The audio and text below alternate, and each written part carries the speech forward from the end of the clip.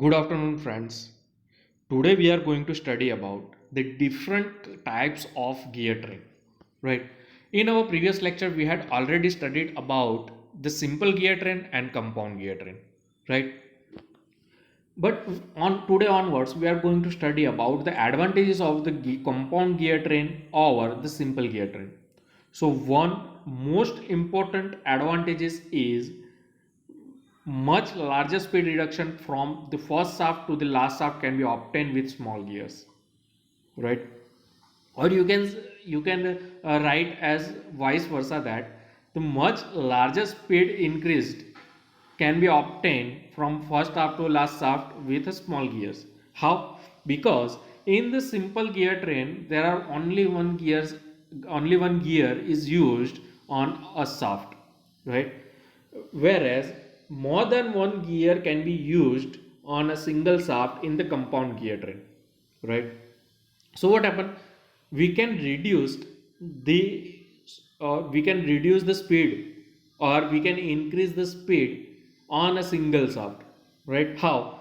Suppose a single on a shaft a larger gear is attached. Suppose this is a shaft, right? First gear is connected here, which is matched with another gear on the other shaft, uh, which is on the other shaft, right? Now the speed of the revolutionary speed of this gear is the n2, and the revolutionary speed of this gear is n1, right? Now we have to reduce or increase the speed or revolutionary speed of the transferred speed. Now then what happen? If we are going to use the simple gear train, if we are going to use the simple gear train, then we have to change the dimension of the gear which is attached at the another shaft, right? We have to change this dimension, or we have to change the diameter of this gear, right? If we have to reduce the speed, or we want to get a larger speed reduction, right? Then we have to take gear at here as a large amount of a diameter having, right? Means we have to use a gear which having a large number of diameter. But if we are using the compound gear train, then what happened? Same diameter as same gears having same diameter are using here. But if we want to reduce the speed, then we are going to use another gear on the compound gear train here, right? There are one more than one gear are used on a single shaft, so it is a compound gear train. Now we are going to use a larger number of diameter gear, then speed is going to be reduced, right?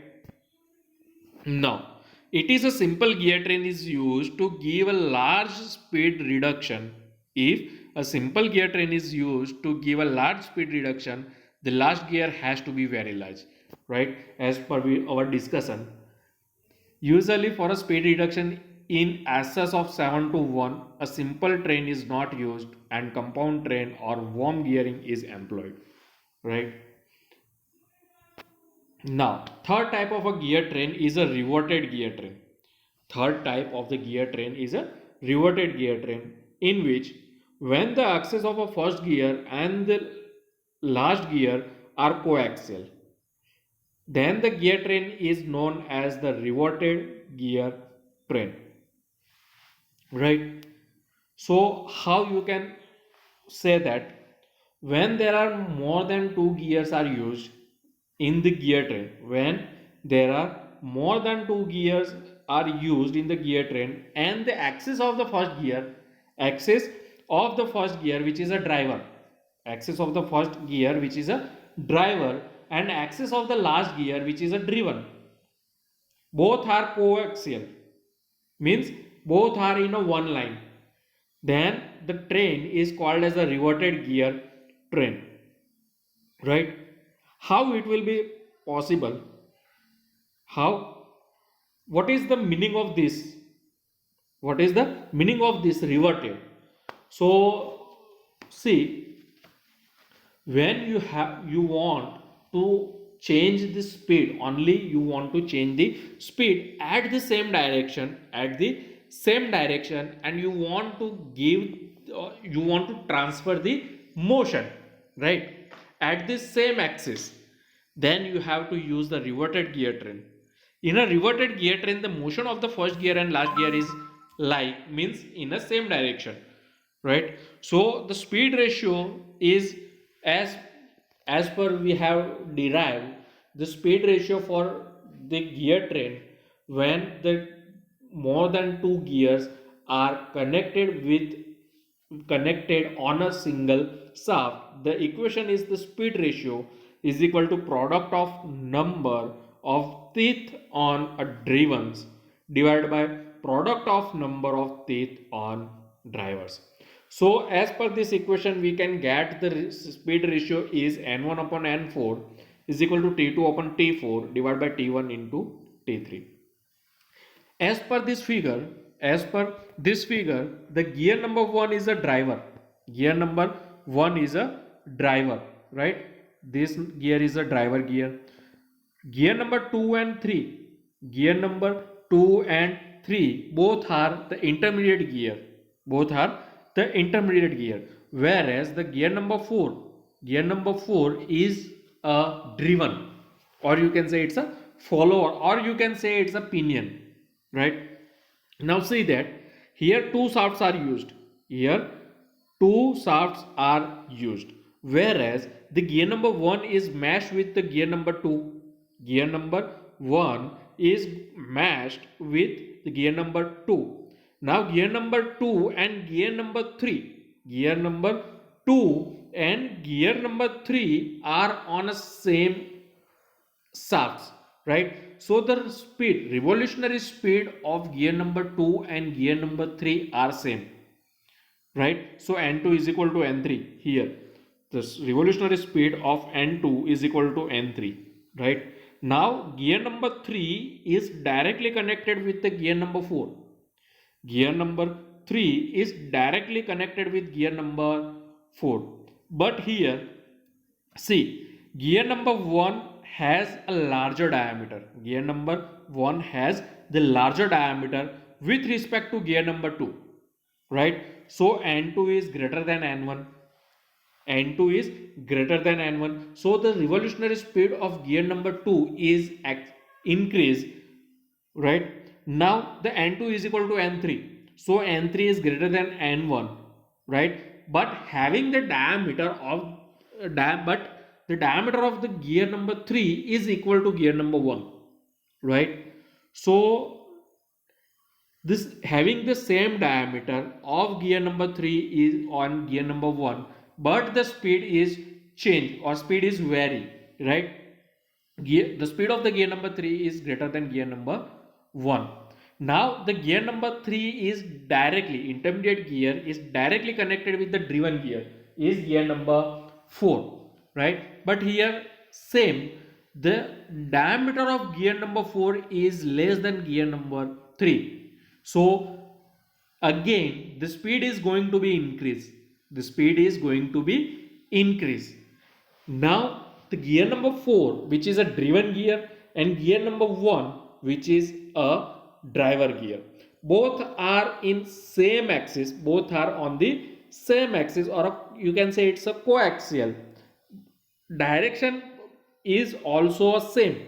Direction of the motion is also same, but the vary is the speed. Revolutionary speed of gear number 4 is more than gear number 1. From this figure, we can write as R1 plus R2 is equal to R3 plus R4, right? Means the radius of the gear number 1 and radius of the gear number 2 is equal to the radius of the gear number 3 plus the radius of gear number 4. Why? Because the diameter, or you can say the radius of the gear number 1 and gear number 3 are equal, and radius of the gear number 2 and gear number 4 are equal. So the summation of the radius of gear number 1 and 2 is equal to the summation of the radius of gear number 3 and 4.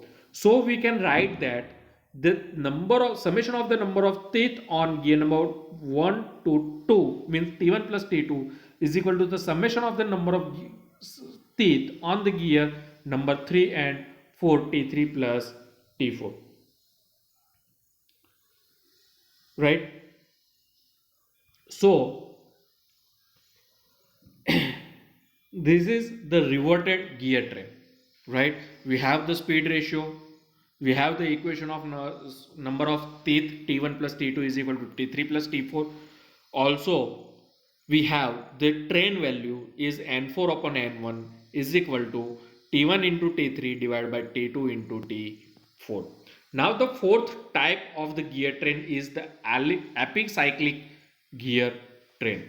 In epicyclic gear train, the axis of the shaft on which the gears are mounted may move relatively to the fixed axis, right? Means in this type of a gear train, in epicyclic gear train, see in this figure, right? Here two gears are used. One is gear number A and second one is the gear number B. Both gears are connected with the arm C, right? Also we are meshed with the teeth. So both gear number A and gear number 2, sorry, gear number A and gear number B, gear A and gear B having a revolutionary motion, both having revolutionary motion, but in opposite direction. If the gear A moves in clockwise direction, then gear B is moves in anti-clockwise direction. Now, the arm C is used to connect the gear A and gear B, right? Now, when the both gears are moved, then it's in own position. But if gear A is the fixed, gear A is fixed, then what happen? Then the gear B is moved. Then with helping of gear C, with helping the arm C, the gear B is attached to the gear A, and it rolls around the periphery of the gear A, right? So a simple epicyclic gear train is shown in this figure, where gear A and the arm C have common axis at O1 about which they can rotate, right? So as per discuss, when the gear B is rolls around the periphery of gear A, then the center on which center they rotate a center O1. The gear B mesh with the gear A and has its axis on the arm at O2 about which the gear B can rotate, right? Means if you are taking only a gear B, then the center is O2, right? So about the center O2, gear B is rotated. But if we are taking whole mechanism, gear A, gear B and arm C, then the center is taken as O1 about which the gear B is rotate about the periphery of the gear A, right? Now the epicyclic motion, if arm is fixed, the gear train is simple and gear A can drive gear B or vice versa. As per our discussion, we can, I told you, when A and B both are moved, right, both are rotate, then the rotation is simple, but on the opposite direction. If gear A is rotate in clockwise direction, then gear B is rotate in anti-clockwise direction, right?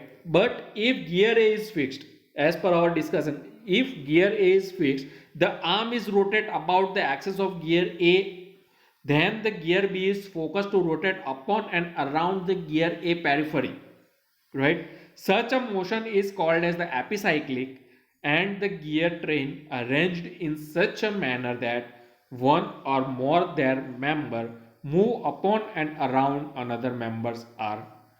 The epicyclic gear train may be simple or maybe compound gear train, right? So this is another two types of gear train. First, reverted gear train and epicyclic gear train, right? In our previous lecture we had studied simple gear train and compound gear train. So the total four number of types of gear train we had studied: one, simple gear train; second is the compound gear train; third one is the reverted gear train; and fourth one is the epicyclic gear train, right?